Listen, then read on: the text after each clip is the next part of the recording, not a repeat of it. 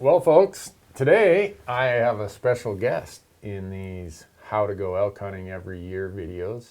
Mr. Brady Miller from goHUNT happened to be in Bozeman. The world headquarters of your guys' office. Yeah. Just stumbled upon it. I don't know how I got here.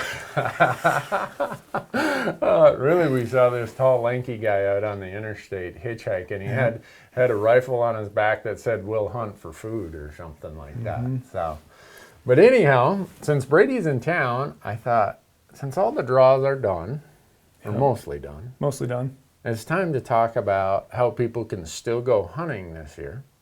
Whether it's over-the-counter options, whether it's leftover, second draw, return tags. And you're the specialist on all that stuff. There's a lot of options for people to pick up tags still. Draws are over, but picking up tags is not over. Yeah. So the easy stuff is the over-the-counter things, because in Colorado, there's over-the-counter elk.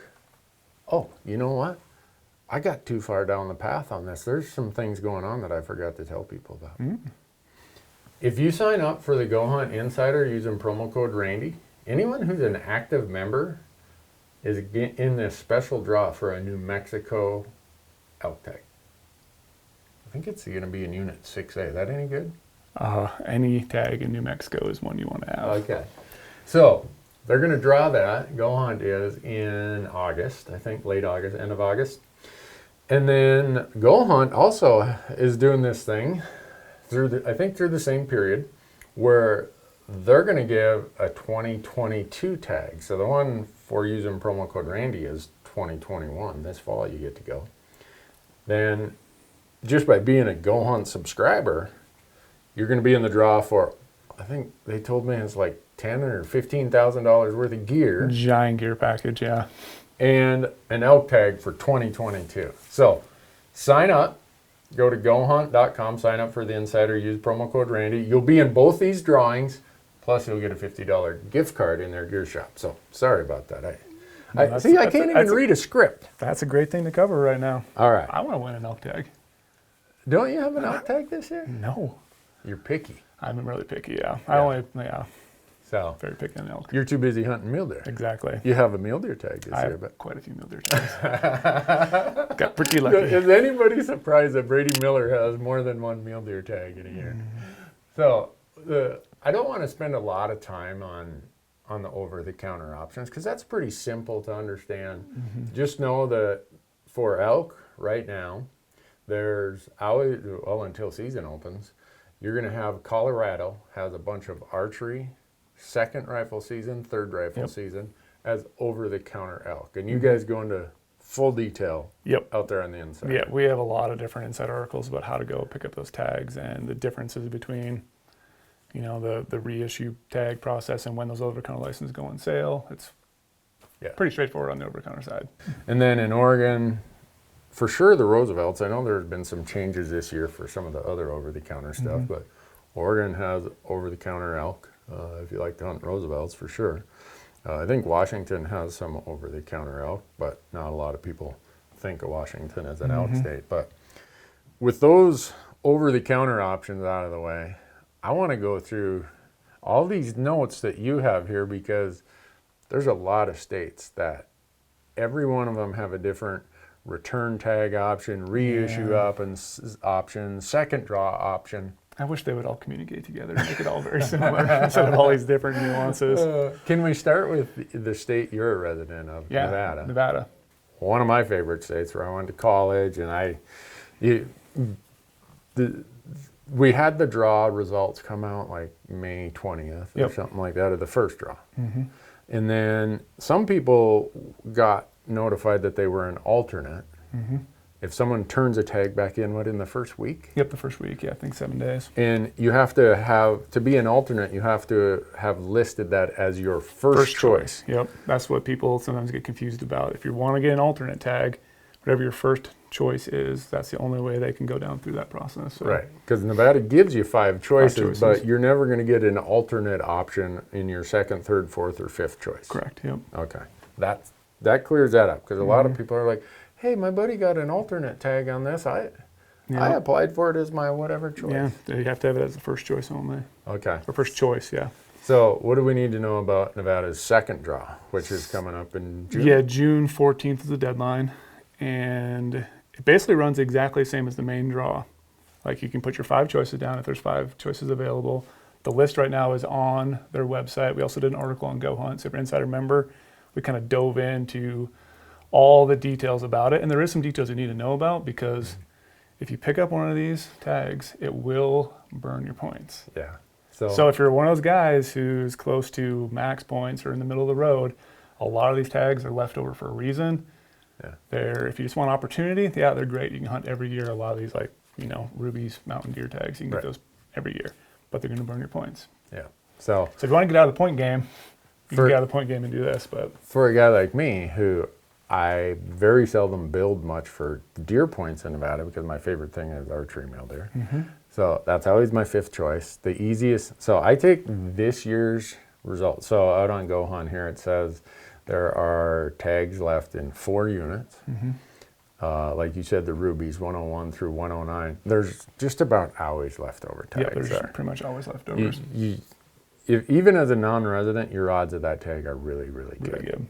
Now, since I'm usually at 0 or 1 points, I wouldn't mind jumping into the second draw. 'Cause you're not losing anything, and you get to hunt every single year. And you think about all the times when you hunt that every year, you're going to start learning things more. Where if you just sit on this fence and build points, you're never hunting, you're never learning about that species. So here if you hunt it for 5 years straight, you're probably going to kill a good deer in, 2 or 3 out of those years. You're going to start learning it. And there's also some other things too to keep in mind too, that you can actually gain a bonus point during the second draw. So any of the species that are available, so let's say there was, mule deer, there was somehow an elk tag, you could build an elk point during the second draw as well. Really? Yeah. I did not know that. It's kind of a little hidden trade secret, but Don't tell everybody, Brady. I know. So if you failed to bleep build that a out. point in the first draw, you can build a point. You can't gain an extra point, so if you already did it before, Right. So if you just missed it or you're a new applicant, so like right now, a bunch of people could pick up a mule deer point if you've never applied before. If you're doing this in Nevada, you're mostly looking at archery or muzzleloader mule deer. Okay. Yep. And points are also, like I said, the same thing as the main draw. You got the 5 choices, and your points are still squared. Okay. So it's pretty much the same thing going into it. Anything in Utah? Utah, the main thing right now is just going to be, you got your antlerless draw coming up, and then later on in the summer, there's also the time period when you can pick up spike tags, you can pick up all your general elk tags. So there are options in Utah. There are options in Utah. They're great spike hunting, and there's great over-the-counter bull elk hunting. But again, they're definitely low in numbers, but they're over-the-counter for a reason. Why do I always forget about Utah's over-the-counter? My mind never goes there for over-the-counter. I'm always thinking about their premium limited entry stuff, and I forget they have over-the-counter. Yep, they have over-the-counter. The best thing to do, too, to find those information is filtering 2.0. It makes it so easy. Jump on there. You can see the options. Click it. You can then dive into what the tag quotas are. I can't remember, like I said, if there is a tag quota this year, because I don't pay attention much to the Utah over-the-counter elk, but yeah, that dinger right there, that means it's time for Wyoming. Oh, the big one, Wyoming, huh? Do we have anything in Wyoming that? Yeah, Wyoming's always a good one to talk about. So that one's always a short application period. I think that's only like 5 days. Oh wow, so you better be on the ball. Yep, and they don't come out with a leftover list until June 18th. So we still don't know how many tags are available for their leftover draw. Okay, so that means they're going to do their regular draw before June 18th. Yep. So For all the deer and antelope, you'll know before then. Which means we should know next week then. And I need another mule deer tag. Come on, Wyoming. So tell me, I have drawn antelope and deer tags in Wyoming as my second choice before, which is part of the main draw, but I've never applied as a leftover in Wyoming. Yep, so once that list comes out June 18th, and then the actual application period is June 21st to June 25th. And the biggest thing to remember here in the leftover draw is your preference points are not impacted at all. Right. You can't gain it, you won't lose it, but these are leftover tags for a reason. They're not. Access is the biggest thing. There's a lot of private land. Yeah. And so you definitely want to do your research before you apply. Like, oh, sweet, there's an elk tag here. got to read through the details to figure out what it is, what's the access private land. If there's any elk tags in Unit 125, which there usually is, don't apply for them. I drew that as a second choice 2 years ago. That was a donation to Wyoming Game and Fish. There's virtually no access there. So, anyhow, no charge for that advice.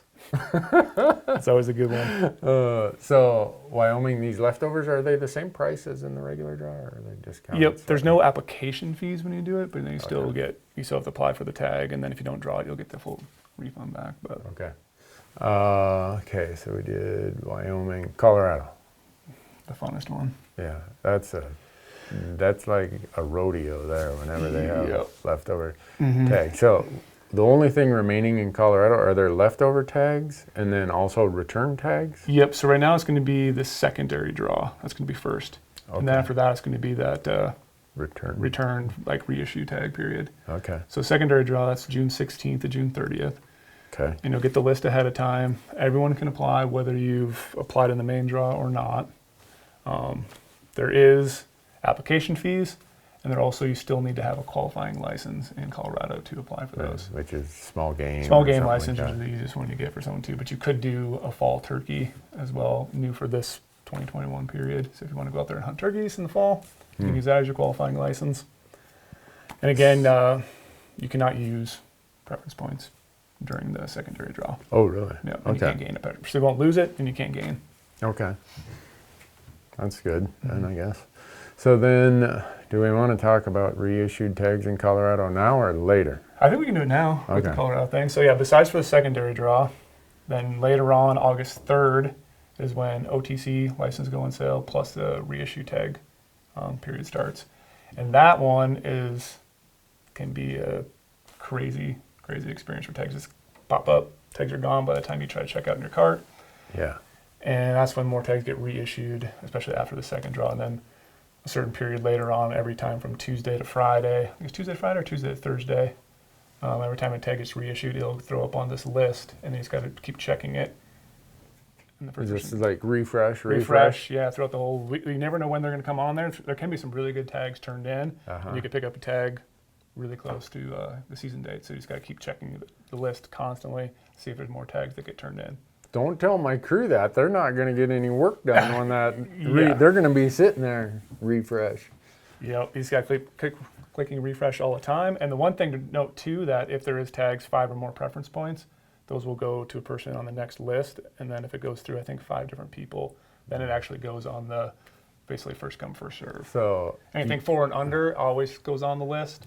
But anything 5 and over, they try to find an alternate first. So Unit 10, doesn't matter if it's deer, elk, antelope, that always takes double-digit points. Yep. So if that tag gets returned, they're going to the next 5 people who had that on the list. And if it makes it past all 5 of those people, then it goes into the refresh. Hope you check out in time. And those ones then will burn your points because it takes more than 5 points. Oh, it will burn your points. Okay. All right. Well, because I failed in Colorado this year, I only have 1 point, so I take a Unit 10 tag for 1 point. And my strategy is to never have more than 5 points in Colorado, so I'll never be trying to get a tag that's there. There's too many options in Colorado. Yeah. Montana, my home state. I'm a resident, so I get all these questions about how the Montana return and all this alternate list stuff works. I'm like, I don't really know. Let me call Brady. I used to not have to know, but unfortunately now I gotta pay attention to that all the time since now I'm a non-resident. So yeah, Montana's alternate list. So this is just basically a sign-up list. I think you have until June 30th for the non-resident alternate list to sign up for. So if you did not draw a tag, big game combo, deer combo, elk combo, or if you did not apply, you now can jump into the game on the alternate list. Right. And the thing with the alternate list that you got to realize is you can only apply for one of the combo types. So if you want a big game combo, which are elk and deer, you select that. You cannot select a deer as a second choice or an elk combo as third. You can only get one choice. Okay. So if you select it and click submit, you cannot modify it later. You're stuck with that. Okay. And then later on, I think it's like first few weeks of July, they randomize that list. Yep. So it doesn't matter if you applied the first day this opened or you apply on June 30th. It's not going to give you a preference and like you're going to get a lower number. But once they randomize everything, whoever has the lowest number, and then once a tag gets turned back in, that person then will get an email. And I think you usually have like 7 days to purchase that tag. Yeah. So tag's yours, and you have to purchase it in 7 days. So you don't have to pay any money up front to apply for this. You just got to pay once you get called. Right. But this is getting more popular every single year, and it's getting harder and harder to pick up a leftover tag or a alternate list tag. Yeah. So if you're in the thousands, don't be keeping a slot on your calendar for Montana. No. Okay. And it should be noted too that you can't party app in this either. So if you and your friend want to get an elk tag together, like last year Trail and Neville did, they were like, hey, we need to apply together, we want to get an elk tag. Trail got a really low number, Neville got a really high number. Oh. So you never know. Never know what the deal's going to be on that. Okay. And it has no impact on your existing preference points. So you're not going to be able to gain one. You're not going to lose anything. Right. So it's a great opportunity to jump on there. You never know if you're going to get a tag, and then you don't have to accept it. Right. And these are only the general tags. Yep. No They're not limited limited entry. entry at all. No. That's always a question we get too. Okay. Idaho. That's another one that is interesting as of like last year, because these tags all sold out. Gone. And they're all sold out again right now. So Yeah. We used to call them an over-the-counter option, but no more. yeah, they're not a second thought tag. You Yeah. have to plan out way ahead of time and know when they're going to pop up. And Yeah, and after a certain date, you could go and buy a second tag. the second one, I think it was like August 1st. Yeah. No more. No more. So when people start turning back Idaho tags, when will those go on sale? So we just missed the one period earlier, and right now it's once a month until I think it's till July, then it becomes like twice a month. But the next one's going to be June 24th is the sale date. So every time they have a sale date, it's going to be on a Thursday. And then on the Tuesday prior to that, you'll get the list of tags that are going to be available. Okay. So you'll be able to check them out ahead of time, figure out what zones they might be for elk or what the units are going to be, because Idaho changed that this year where you have to actually select a unit for a deer tag. So right now, any day they should be coming out with their controlled hunt results for deer, elk, and antelope. And people have until August 1st to actually buy that permit. They don't mail it to you. You got to buy it. And people who either say, I don't really want that, or they forget, those then, they have a second draw in August for all these like controlled hunts, or limited entry, as most states call them. Those then go in a second draw, and there's usually some really good tags in there. I'm not sure why some people don't pick up those tags, but whatever. Especially since you're limited to how many people you're going to experience in the field. Yeah. So if you go on an over-the-counter hunt, you could have a ton of people hunting it. Right. Or the controlled hunt's going to be limited. Yeah. So these return tags in Idaho, again, are, we'll call them general tags. General tags, yep. For the most part. Yep, and I believe there is 8 different periods left this fall to pick up one of those general periods on the leftover or the turn back tag list.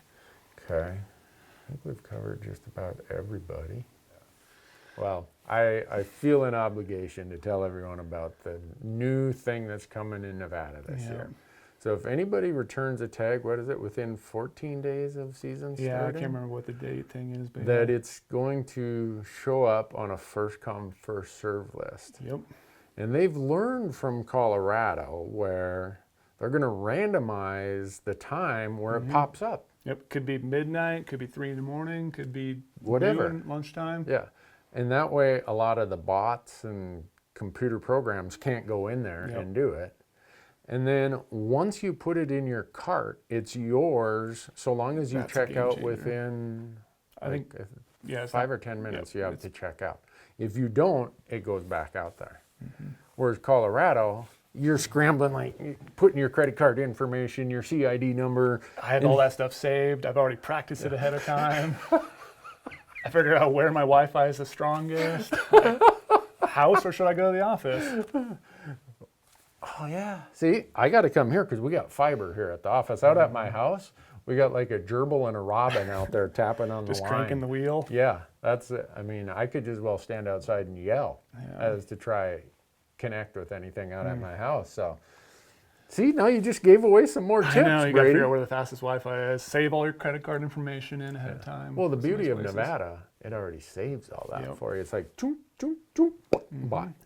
If you see bags under my eyes, it's because, Because you haven't slept. I got an alarm set every half hour to wake up and check the Nevada site all night long. It's going to be an exciting process. Going to drive a lot of traffic to the NDOT website, and it's like, you never know when they're going to pop up. Yeah. And Why did we tell people about that? That should have been our little secret.